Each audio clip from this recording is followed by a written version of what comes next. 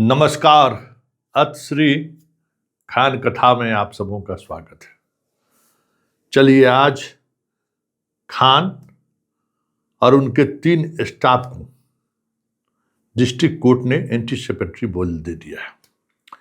साथ ही उनके दोनों बॉडीगार्ड जो लगभग 1 महीने से ज़्यादा समय से जेल में बंद थे, उनको भी जमानत दे दिया गया है। जमानत मिली है, केस खत्म नहीं हुआ है, इस बात को समझ लीजिए। और पुलिस ने जो भी तर्क कोर्ट के सामने में डायरी के माध्यम से दिया है, उसको कोर्ट ने स्वीकार किया है। मतलब आत्मरक्षार्थ फायरिंग नहीं था।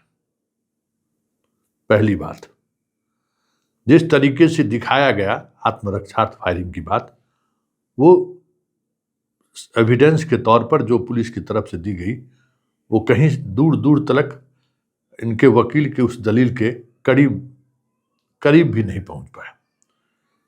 हाँ, इस घटना में कोई हताहत नहीं हुआ, किसी को गोली नहीं लगी है।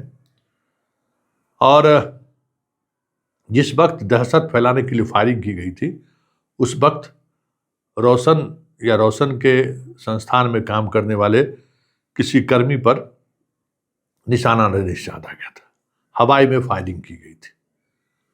कोर्ट ने इसी आधार पर, जो पहला आधार है, उस आधार पर बॉडीगार्ड को भी जमानत दिया और खान और उसके 3 अन्य कर्मचारियों को भी जमानत दे दिया, जो कर्मचारी पुलिस के नोटिस के बावजूद भी बयान देने नहीं पहुंच रहे थे।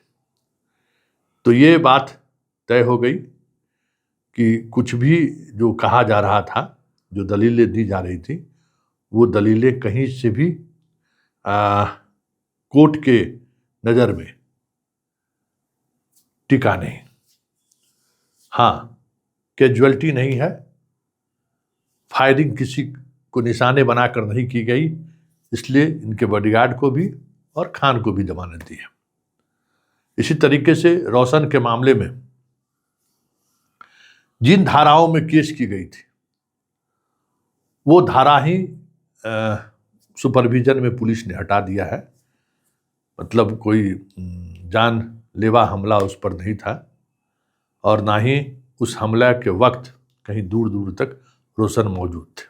कॉन्स्पिरेसी का जो चार्ज लगाया गया था, वो भी रोशन पर फिलहाल अभी तक डायरी में प्रूफ नहीं हुआ है। इस वजह से रोशन को भी जमानत दे दी गई थी। इसलिए इस मामले में खान को फिलहाल राहत मिलता हुआ दिख रहा है। रोशन को पहले ही जमानत मिल गई है, लेकिन ये कानूनी लड़ाई बहुत लंबी थी, क्योंकि इस केस का इन्फॉर्मेंट पुलिस है। कोई रोशन के बयान पर खान पर केस नहीं हुआ है। यह सरकार के मुलाजिम के तौर पर कदम कुआं थाने की पुलिस के बयान पर यह केस हुई है। और जो खबर आ रही है कोर्ट से कि सरकार डिस्ट्रिक्ट जज के उस जजमेंट, मतलब खास करके जमानत को लेकर जो उन्होंने जजमेंट दिया है, ऑर्डर दिया है, उसकी समीक्षा हो रही है। सरकार इसमें अगर कोई मटेरियल ऐसा लगेगा तो वो हाई कोर्ट तक जाएगा।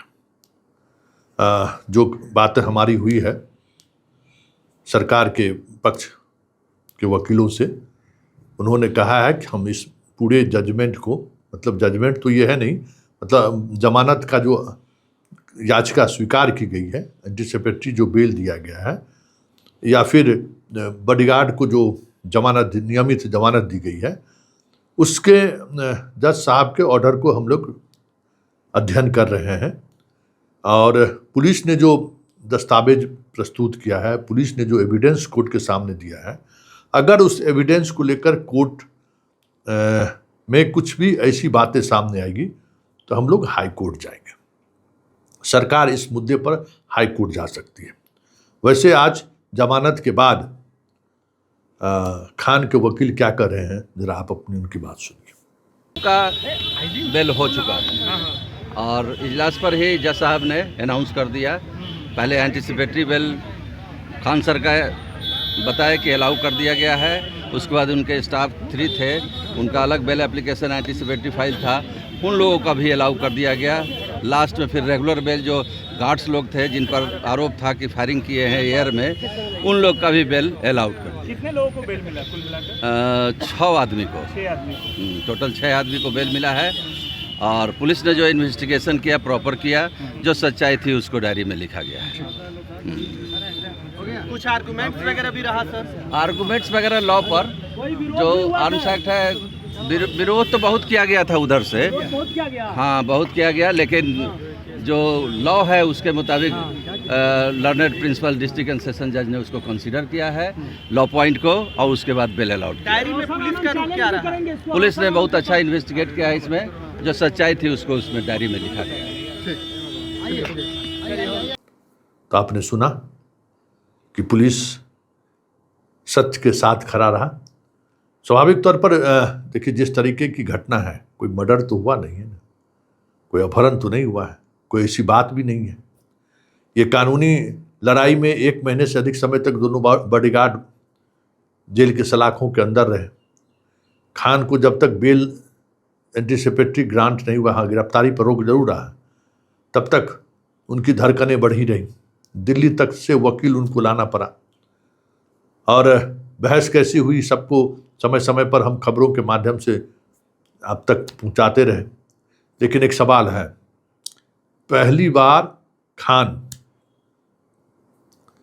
को महसूस हुआ कि सिर्फ नेम फेम होने से बहुत कुछ सिस्टम में राहत नहीं मिलता है।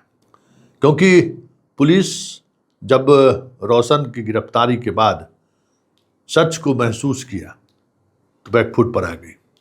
उसको लगा कि खान ने झांसे में जो है ऐसा काम करा लिया जो पुलिस को जिससे बचना चाहिए था। इतना ज़्यादा मीडिया में हाइप उन्होंने किया, गोली चल गई, आनंद फानन में पुलिस गिरफ्तार कर दी। हालांकि इस गिरफ्तारी के दौरान जो पीरबोहर थाना के उस तत्कालीन थाना प्रभारी की जो भूमिका थी, जो रोशन के साथ मिसबिहेव भी किया, मेडिकल रिपोर्ट को लेकर भी कई बातें सामने आई थी। हालांकि एसएसपी ने उस थाना अध्यक्ष को हटा दिया है। 2 और थाने अध्यक्ष इस केस में लपेटे में है, जिस पर जांच चल रही है। उन पर भी कभी भी गाज गिर सकता है। तो ये जो खान को एक धमक थी कि भाई हम प्रशासन को, सरकार को जब चाहें जैसे चाहें हम अपनी मर्जी से चला सकते हैं, वो भ्रम टूटा है इस बार। और हमें लगता है कि इस घटना से उसे सीख लेनी चाहिए। एक शिक्षक को शिक्षक की मर्यादाओं का आदर करना चाहिए, गुंडई नहीं करना चाहिए। ये जो गुंडई स्टाइल में निजी बॉडीगार्ड लेकर जो चलते हैं, ये किसी शिक्षक को शोभा नहीं देता। जबकि सरकार इनको बॉडीगार्ड मुहैया भी करा सकती है, जिस तरीके से इनका कोचिंग संस्थान चलता है। पहले के दौर में तो सारे लोग सरकारी बॉडीगार्ड लेकर चलते थे, और जितना सरकारी बॉडीगार्ड पेड में जितना खर्च नहीं है, उससे ज़्यादा खर्च खान अपने निजी बॉडीगार्ड पर करते हैं ताकि हमारा रुतबा बना रहे।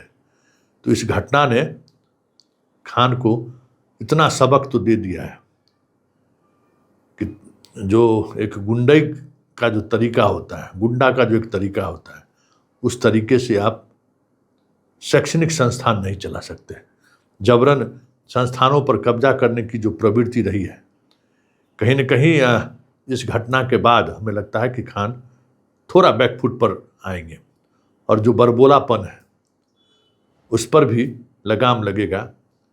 यह पूरे प्रोसेस के दौरान खान की गतिविधि, खान को लेकर समाज में बदलता हुआ नज़रिया, बहुत कुछ ऐसा हुआ है जो कहीं न कहीं खान को सोचने पर जरूर मजबूर कर रहा होगा।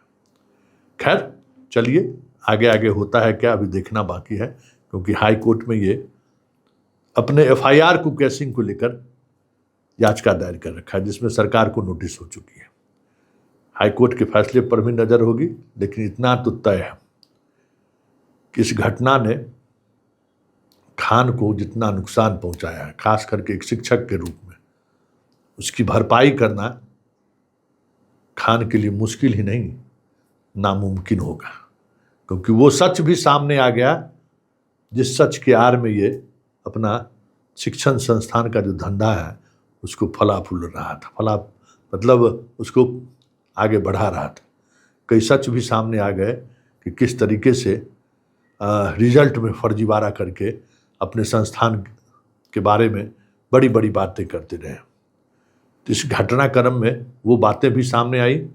बिहार के गार्जियन को भी समझ में आया कि खान पढ़ने पढ़ाने के बजाय एक अलग तरीके का संस्कार बच्चों को भी दे रहा है।